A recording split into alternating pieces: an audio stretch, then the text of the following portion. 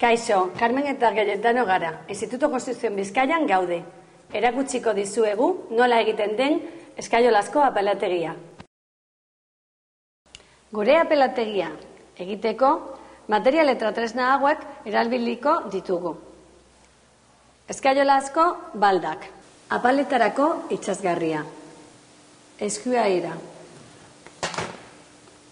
markatzeko bota, metrua, arkatza, mastikaztatzeko espatulak, kuterra, zerroteak, eskofina, gomazko maza, nibela, kaladora eta zepilua. Lehenengo, apalategiaren zuinketa egin behar da horman, hori da markatzea. Hau, ezinbestekoa da emaitza ona lortzeko. Jarriko dutigun apalak 25 zentimetro sakon eta 3 zentimetro lodi dira, eta batetik bestera 30 zentimetro daude. Apalategia horman markatu dagoela, zenbat material beharko dugun kalkulatu ahal dugu. 105 gehitu behar da, hausturengatik eta mosketa akatzengatik gerta daitezkeen galerak berdintzeko. Hasteko, zokaloa jarri behar da, apalategia zorua baino gorago egon dadin. Erradapiaren oinarria izango da. 12 zentimetroko zokaloa jarriko dugu. Zokaloa egiteko, lehenbizi beheko apalaren euskarri izango diren piezak ebaki behar ditugu. Haun luzera apalaren sakonera izango da, lodiera kenduta. Gainera, zokaloaren frontea eta lehen balda ere ebakikoak ditugu. Itsasgarria fabrikatzailearen jarrabideen arabera prestatu behar da.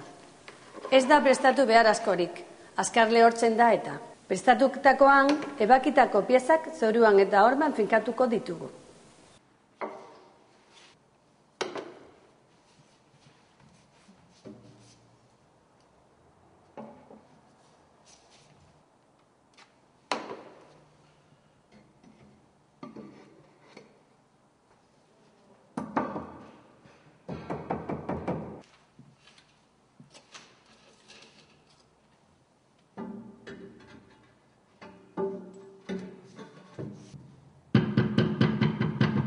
Ondoren, apalategiko gainerako piezak ebakiko ditugu.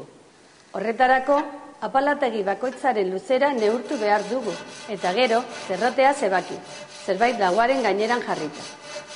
Ondoren gauza bera egin behar da alboko piezekin, honekin. 30 zentimetrokoak izango dira. Piezak behetik gora jarri behar dira, lehenengo behekoak eta gero goikoak, hormako markak oinarritzat hartuta.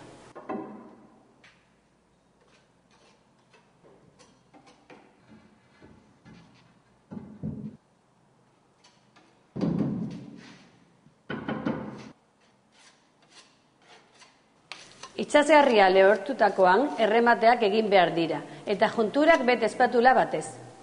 Junturak betetzeko itsasgarria lodiagoa izan behar da. Hemen daukagu emaitza, hau da gure apalategia. Akabera asko daude aukeran.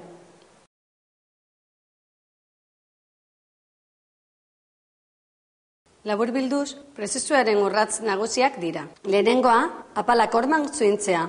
Bigarrena, zokaloa prestatzea. Hirugarrena, apalak ebakitzea. Laugarrena, apalak kokatzea.